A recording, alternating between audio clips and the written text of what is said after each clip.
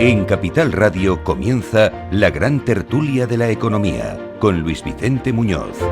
Y es el momento de saludar y dar la bienvenida a nuestros invitados a la gran tertulia de la economía aquí en Capital Radio en estos malos tiempos para el libre comercio, como contábamos en el relato de esta mañana. Nos acompañan Eduardo Aguilar, es técnico comercial, economista del Estado y preside además el comité editorial de Capital Radio. ¿Cómo estás, Eduardo? Buenos días. Muy buenos días, muy bien. Bienvenido. Tiempos convulsos. Tiempos convulsos, sí. Podemos ponerle un montón de calificativos. Kamal Romero es consultor independiente de analítica de datos y de economía. ¿Qué tal, Kamal? Buenos días. Muy buenos días. Pues nada, preocupado también, porque a mí lo que me horroriza es que dentro de una unión aduanera le pueden poner un arancel de 25% a tu socio comercial. A mí eso no me lo esperaba, la verdad. Y en plena vigencia de tratados de libre comercio. Sí, por eso. A mí eso me deja un poco, reconozco, en el sitio.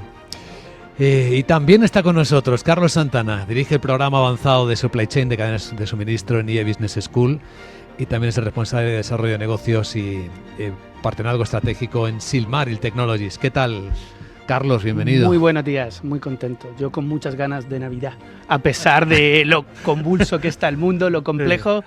No sé por qué, yo cada vez que vengo aquí vengo con energía y contento, será por verte, Luis Vicente. Oye, qué alegría, Carlos. La verdad es que hay alegría comercial a pesar de que el libre comercio esté en cuarentena, puesto en cuarentena. Porque hay un personaje del que hoy habla medio mundo, que es el nuevo hombre del equipo de Donald Trump. No sé si conocéis a Jamieson Greer, pero ya tuvo su experiencia en la administración, en la primera etapa de Trump en el gobierno. Gran especialista en la guerra comercial con China.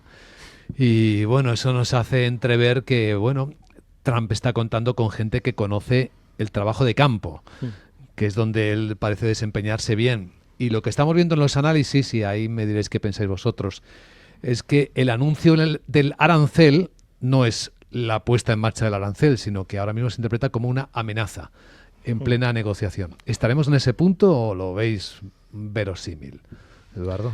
Sí, bueno, yo quizá el primer punto que comentaría, yo creo que es interesante desde nuestra perspectiva, es que si comparamos esta situación con la situación de otros presidentes, sobre todo de los dos anteriores y quizá alguno más, el planteamiento de Trump, como ya sucedió también en su primer mandato, es mucho más económico, es mucho más de guerra económica, de posicionamiento económico que de posicionamiento político, a lo que a mí me da una cierta envidia también, porque me gustaría que en Europa pasara. Me gustaría que en Europa, cuando se forma el gobierno, no fuera una formación por equilibrios políticos de países que tienen sus intereses en el club, sino porque hay una auténtica estrategia económica. Y aquí la estrategia económica está... ¿Cómo habrá cambiado el mundo para que esto sirva de llamamiento a que lo que le interesa en este momento al futuro gobierno americano es mucho más la relación comercial con China que aquellas, ya que han quedado anticuadas, pugnas con Rusia por dominar el mundo, ¿no? O sea, esto ya no es juego estratégico político, sino es juego estratégico económico. Creo que efectivamente es amenaza, pero amenaza seria, porque muy posiblemente lo que van a intentar es reposicionarse en el contexto del comercio internacional, que está bastante dañado y cuyos flujos han cambiado muchísimo en los últimos 5 años, ¿no? Sí, y yo sí veo algo distinto, porque a pesar de que yo no estuviera de acuerdo con Trump, porque obviamente dos cosas, yo estoy de acuerdo con el libre comercio por un lado, y por el otro yo creo que con las actuales cadenas de valor que hay en el mundo, pues aranceles son ponerle puertas al campo en el fondo. Porque vale, pon arancel a Canadá, sí, pero es que el valor añadido de la importación de Canadá es 10% India, 20% China, 5% Italia, qué sé yo, ¿no? Pero yo sí estaba de acuerdo, o sea, de acuerdo no, yo podía entender el planteamiento, y yo diría que más que económico-político, de que yo, Estados Unidos, tengo un poder relativo grande de negociación, de poder sentarme con China yo solo, de poder sentarme con Reino Unido yo solo, de poder sentarme con India, la Unión Europea yo solo, pues yo voy a la bilateralidad y yo paso de la Organización Mundial de Comercio, paso del tratado de no sé qué. Yo puedo no estar de acuerdo con eso, pero puedo entenderlo como una estrategia que alguien pueda pensar aplicarla. Ahora esto es distinto, ¿eh? Estamos hablando de poner aranceles a Canadá. O sea, ya al esto antiguo no, NAFTA, ¿no? Canadá y México. Exacto. Y a México. O sea, ya que no sé si lo recordarán, pero antes de los atentados de las Torres Gemelas, o sea, pasar de Canadá a Estados Unidos era relativamente sencillo, ¿no? Sí. Compañeros míos que daban clase allí en California me decían, no, esto es como un mismo país, claro, y eso se acabó, ¿no? Con los atentados del 11 de septiembre, pero los flujos comerciales y de personas, aunque no era una unión como puede ser la Unión Europea, eran muy fluidos. Claro, esto es distinto ya, ¿eh? Y yo no sé si, como bien habéis dicho vosotros, esto es una amenaza para ver cómo se posiciona el resto, pero, por ejemplo, yo ya ayer estaba viendo temas de la dependencia energética que tiene Estados Unidos con Canadá. Estados Unidos, que es un país que tiene muchísimas refinerías, sabemos que las refinerías están hechas para un tipo de crudo particular, de una calidad determinada, y Estados Unidos servía como un hub. Bueno, gran parte de las refinerías en Estados Unidos están hechas para crudo canadiense, no para el crudo que se genera en Estados Unidos. Sí, eso nos lleva a plantear el debate de una manera un poco más inteligente, porque, claro, una cosa son los mensajes o el relato que se está lanzando. Otra es, estamos pensando en términos de cadena de suministro, que es el tema de Carlos Santana, porque es que yo creo que lo explica bastante bien la presidenta de México cuando leyó ayer la carta. Sí. Escuchadla. Vamos a seguir colaborando. Ahora, si aún así hay aranceles, pues lo que le decimos es, le va a afectar a la economía de Estados Unidos y a empresas estadounidenses que tienen 80 años de estar aquí en México. Entonces es mejor que dialoguemos. A un arancel vendrá otro en respuesta, y así hasta que pongamos en riesgo empresas comunes. Sí, comunes. Por ejemplo, de los principales exportadores de México a Estados Unidos son General Motors, Stellantis y Ford Motor Company, las cuales llegaron a México hace 80 años. ¿Por qué ponerle un impuesto que las ponga en riesgo? Pues en este caso, Carlos. A ver, lo primero, ¿cómo está el mundo para que sea China el que aboga por el libre comercio? ¿Cómo está el mundo para que sea Estados Unidos el que se salta los acuerdos? Patas arriba. Es que, ¿pero dónde estamos? O sea, que escuchas excursos ahora de líderes chinos y se asemejan a los de los americanos hace 10 años. ¿Qué está pasando, no? Lo segundo, creo que Trump, que estamos hablando ahora, no es el problema. Ojo a lo que digo, tampoco soy santo de su devoción. Es la consecuencia. Hablabas al principio de Jamison Green, la escuela de pensamiento que hay detrás de Trump. Trump gobierna a golpe de tuit, pero detrás de él hay toda una escuela de pensamiento del Partido Conservador, la gente que está en contra del libre comercio. Y el peso que tiene en Estados Unidos es gordo. Entonces, tenemos que dejar de tener ese wishful thinking de, ¿os imagináis este mundo tan maravilloso que sería? A que sí, Eduardo, cuando lo decías, pues no va a ser. Entonces tenemos que ponernos manos a la obra, lamentablemente. Y Europa tiene que tener perfil propio. Ahí yo creo que es una oportunidad muy buena que tenemos. Este positivismo que traía al principio, oiga, pues dada la situación que está, vayamos a esa autonomía estratégica, vayamos a tener esa industria, vayamos a tener microchips, vayamos a tener lo que necesitamos para navegar este nuevo mundo. Pero es que aunque tenga la industria, Carlos, yo insisto, estamos tan entrelazados, somos tan interdependientes. Un automóvil tiene componentes de medio mundo. Ahí vamos. Y el 80% son chinos. Eso es maravilloso. O sea, la Unión Europea es el gran ejemplo de cómo el comercio puede acabar con siglos de guerra y de contienda. Es decir, la integración comercial, y de ahí es lo que a mí me gusta, de a más comercio, menos disparo, ¿no? O sea, si Palestina e Israel tuvieran más lazos económicos, probablemente pasarían menos problemas. Yo creo, ahora mismo la inversión americana en China está a niveles de los años 90 y hablaba la presidenta de México, la escuchábamos ahora, toda esa inversión se ha ido a México. México también tiene ahora un problema, está recibiendo más de lo que puede manejar, va a morir de éxito a lo mejor. La infraestructura que tiene no es la que tenía China para componentes del automóvil. Necesitan cambios estructurales, ponerte a ello porque vas a ir al mercado americano, porque te prometen ciertas cosas, porque has firmado ciertas cosas y no las cumplen los americanos, es complicado. Es que es muy complicado, es que no están jugando con las normas. Dicho lo cual, yo a lo mejor aquí estoy siendo un poco egoísta, pero ¿qué hacemos nosotros? A mí ahora mismo no me preocupa lo que haga Estados Unidos, me espero lo peor. Me preocupa nuestra reacción, que decía Eduardo antes, de ¿y cuál es nuestro plan? Ojo, que estamos viendo cómo se organizan ellos, que estamos viendo porque esto va a venir. Si el gran miedo que tenemos con Trump es que cumpla lo que dice. Es lo que pasa con los otros políticos. Los otros políticos tenemos miedo a que hagan otras cosas que no nos han dicho, pero este señor ya lo tiene en agenda. A mí es que me recuerda muchísimo a los chinos, perdonar, porque lo ponen en agenda, lo pones en papeles, te dicen lo que van a hacer y nosotros pasamos un kilo. Te dan plazo. Te dan plazo, esto lo vamos a hacer en 5 años y no los miramos. Ojo, tenemos a Trump diciéndonos, les voy a poner un 25% de impuestos. Y no estamos teniendo una estrategia, no estamos sentándonos, como decíamos, decir, ¿y ahora qué hacemos nosotros? Y eso es lo que a mí de verdad me preocupa. Y creo que tenías toda la razón cuando decías antes, ojo, que ponerle impuestos a México te estás olvidando que hay mucho más entrelazado, que estás destrozando el tablero. Pensemos pues, a lo mejor lo que quiere es destrozar el tablero. Contábamos esta mañana que hay 1 millón de vacas, por ejemplo, que se exportan de México a Estados Unidos todos los años para hacer las hamburguesas. Sí. ¿Le vas a poner el 25% a las vacas mexicanas? Hombre, nos puso a la aceituna negra, perdón. Sí. Y es el gran mercado de la aceituna negra por las pizzas, la dieta americana, volvemos a lo mismo. Pero es que pusieron impuestos a la aceituna negra española. Hombre, es que hay algo, bueno, lo que has dicho del tema del comercio y las guerras, pero bueno, un poco rescatándolo de Eduardo, lo que no tenemos es una unidad política común a la hora de enfrentar este tipo de cosas. O sea, sí tenemos una unidad administrativa común que funciona bien en ocasiones, pero no tenemos una entidad política. Es decir, aquí viene el secretario de Comercio y habla con el que tiene que hablar. Esto lo comenté hace semana en una tertulia. Aquí, bueno, tienes un comisario, pero luego te llega el ministro de Relaciones Exteriores de aquí, el presidente de allí, el ministro de Fomento del otro país. Entonces, claro, no tenemos una imagen única. ¿Te refieres a Europa? Yo voy a rescatar un poco la idea también de Carlos. A mí me parece que esto es bueno. Es decir, si ahora llegáramos a la Tierra y nos sentáramos y dijéramos, vamos a organizarnos, nos organizaríamos un poco así.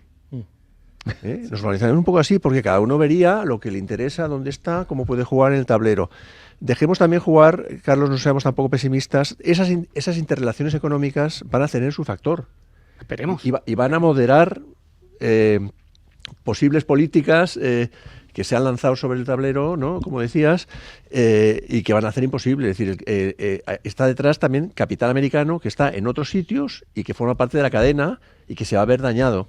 Sí. Y por tanto va a haber contrapesos. Esperemos que haya lobby americano, que las empresas, que son a los únicos que escucha el presidente electo, hay una cosa que nos estamos olvidando, que esto es un tema político. Es decir, lo habéis dicho, creo que lo habíamos dicho todo. Igual Trump lo que quiere es mover el tablero. Y es que cada política económica que establezcas, tú estás reorganizando el poder político. Es decir, igual Trump lo que quiere es eso. Igual Trump lo que quiere es reducir el poder político que tienen ciertos sectores empresariales en Estados Unidos.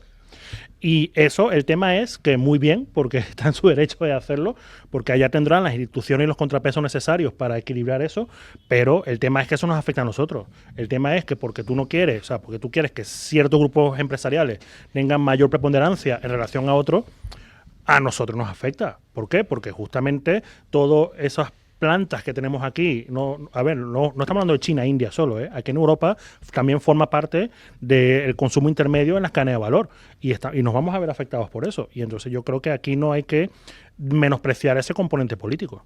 Hay mucho pensador que dice que precisamente con esta reorganización del tablero y el golpe a la mesa, lo que debería de hacer Europa es mirar a China.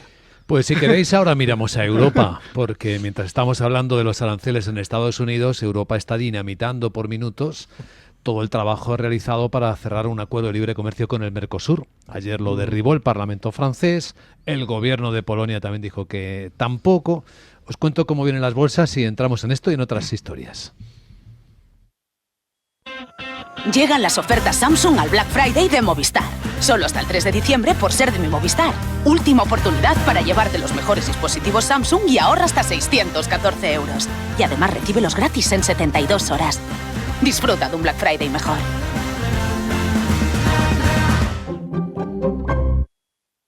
De Sergi, accionista de BBVA, para accionistas de Banco Sabadell.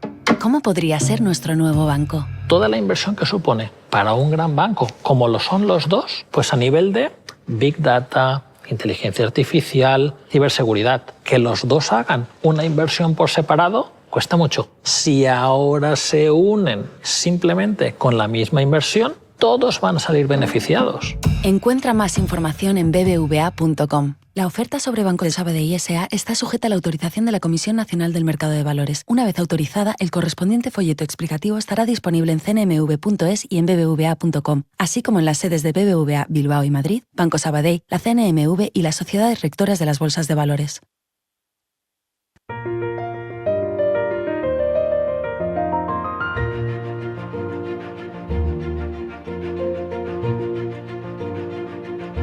la gran tertulia de la economía, solo en Capital Radio. Sí, los mercados vuelven tranquilos este miércoles por Europa con alguna ligera corrección que apuntan los futuros.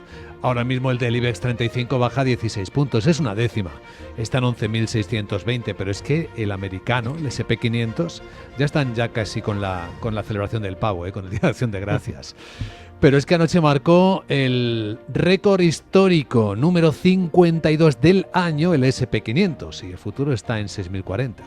Así que por el lado americano, exuberancia, no sé si irracional que dijera Alan Greenspan, el expresidente del Banco Central hace algunos años, pero el mercado está que no hay quien le tosa, ni tampoco al dólar americano, que sigue muy fuerte, los activos, el trade Trump, ¿no? Los activos Trump que siguen fortísimos y no hay cambio de eso. Y las cripto también siguen fuertes, no tanto como en el momento de las puntas, pero igual de fuertes. Sigamos con la gran tertulia de la economía. Habíamos dejado en el aire estos problemas que parece atravesar el libre comercio en esta nueva época de la civilización mundial, y es que en Europa no solo no tenemos un plan al respecto, una respuesta preparada al respecto, es que estamos dinamitando el trabajo previo que se ha hecho, por ejemplo, en la negociación del Tratado del Libre Comercio con el Mercosur, con los países de América Latina. Ayer Francia, el Parlamento lo paró directamente, el gobierno polaco también dice que en el lado de las aduanas avícolas que tampoco le parece bien, o sea que tampoco hacemos nada. ¿Qué me decís? Es complicado. Yo creo que también esto es producto de años de haber descuidado ciertos acuerdos comerciales con ciertos países que tenían que haber sido establecidos hace muchísimos años, y no nos vayamos tan lejos al Mercosur, Argentina, Brasil. Todavía estamos pendientes de realizar acuerdos comerciales decentes con Marruecos, ¿no? O sea, por ejemplo, entonces, si ni siquiera hemos podido establecer acuerdo con el norte de África que sea beneficioso para ambas partes, pues irnos ya más lejos es complicado. Y luego también, o sea, has mencionado Polonia, ¿no? Polonia ahora mismo políticamente tiene una posición relativamente fuerte por el conflicto de Ucrania. Estamos hablando antes de acercarnos con China, ¿vale? Pero cuando nos sentemos con China tenemos que hablar, pues justamente de su papel en... Exactamente. ¿Cuál es tu posición en el conflicto entre Rusia y Ucrania? Es decir, los temas no son fáciles porque han habido un montón de eventos en los últimos años que han generado una recomposición del poder, ya no solo en el mundo, sino dentro de la Unión Europea. Y bueno, y a ver, ahora mismo Francia, que tiene una industria importante exportadora, y Polonia, que tiene un poder relativo no trivial, pues la cosa se ve complicada. A mí hay una palabra que me gusta mucho y como canario me cuesta pronunciarla, que es reciprocidad. O sea, creo que es un concepto muy importante que Estados Unidos pues, lo está quitando. Quiero más, ese bullying que muchas veces se estereotipa en películas y demás. Pero creo que es súper necesario y creo que es el momento de hacerlo, que Europa no tiene que tener miedo de hacerlo. Oiga, tenemos que ser conscientes de nuestra fortaleza. Esto es, si lo miras como conjunto, el mayor mercado del mundo, tenemos que ser conscientes de nuestras debilidades y a partir de ahí intentar tener una mejor posición y con cierta reciprocidad y tratando a los demás como adultos. Creo que hay un problema muy grande. Las relaciones comerciales, las relaciones sociales, las relaciones culturales no se pueden llevar desde la perspectiva del decoupling, que se estuvo hablando mucho tiempo, ¿no? Separemos, generemos ecosistemas diferentes, el ecosistema, el imperio americano y el imperio chino, ¿no? Yo creo que eso no es positivo. A mí no se me ocurre manejar, yo qué sé, mi matrimonio desde la amenaza constante del divorcio. Oye, hay que hacerlo desde otro prisma. Y una cosa que a mí me tiene muy preocupado ahora mismo es ese decoupling cultural. Creo que hay, leí hace poco, no llega a 300 americanos estudiando en China.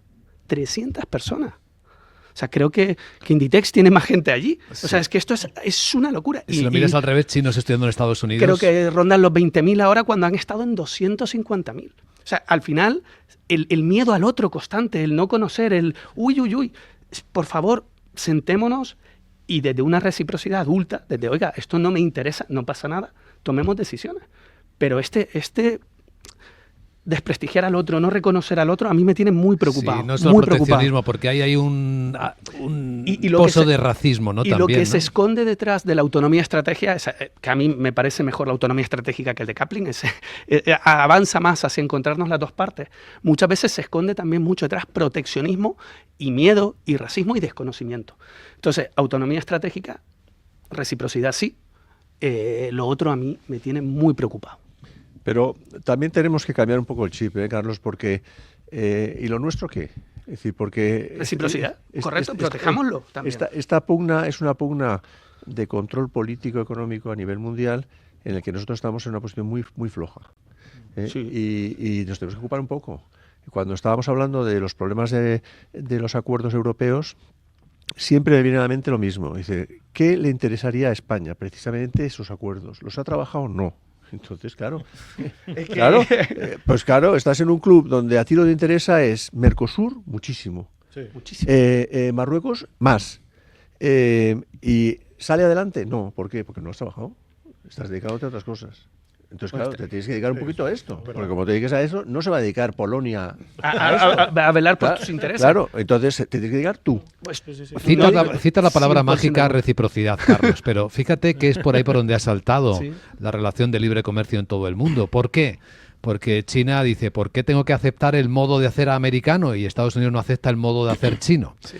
Eso hace imposible la reciprocidad. Cada uno tenemos nuestra cultura y vemos que salta por los aires cuando hacemos acuerdos de libre comercio, de libre intercambio.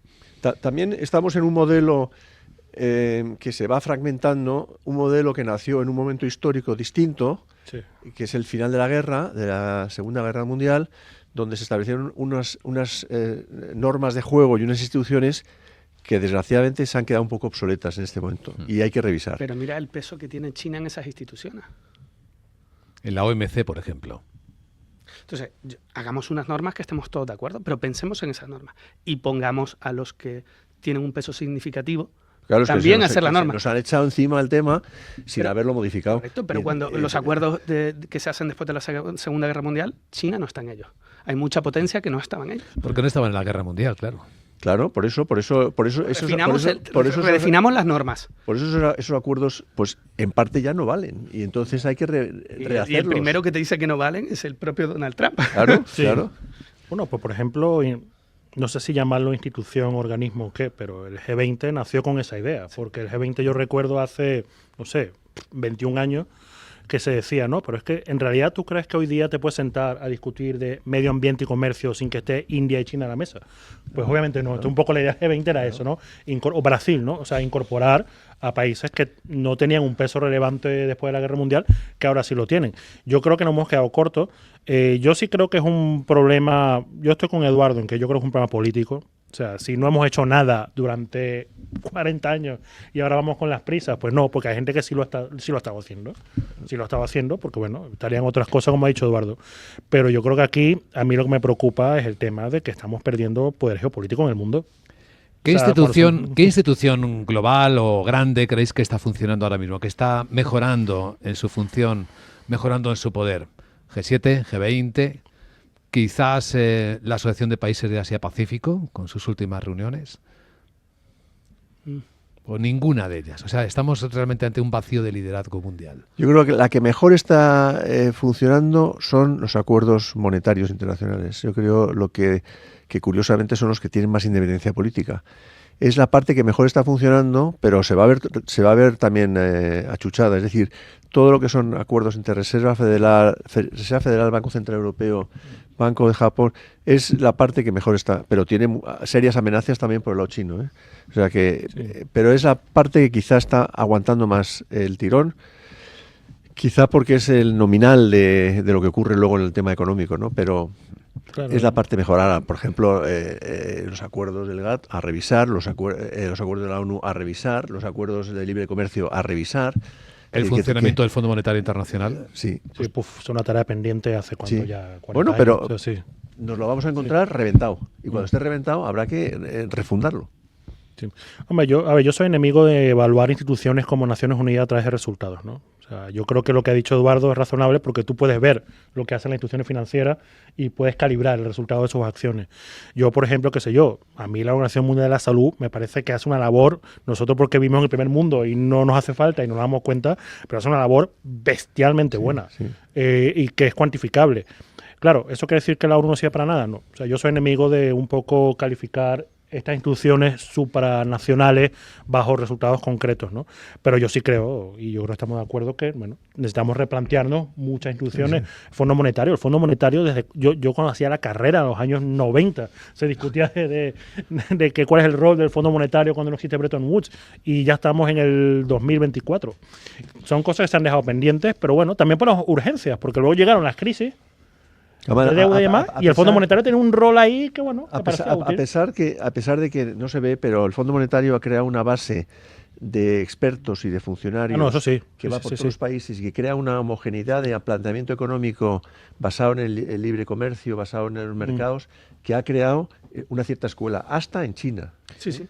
Es decir, que eso es interesante. Bueno, la gran tertulia de la economía. En 10 minutos, por cierto, comparece el presidente del Gobierno de España en el Parlamento para hablar de cómo actuó el Gobierno durante la Dana.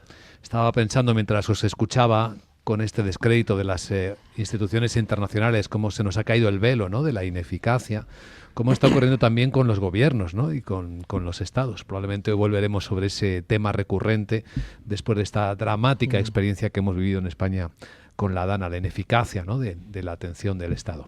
Pues la gran tertulia de la economía en Capital Radio. Hoy hemos contado con la presencia de Carlos Santana, Camal Romero y Eduardo Aguilar.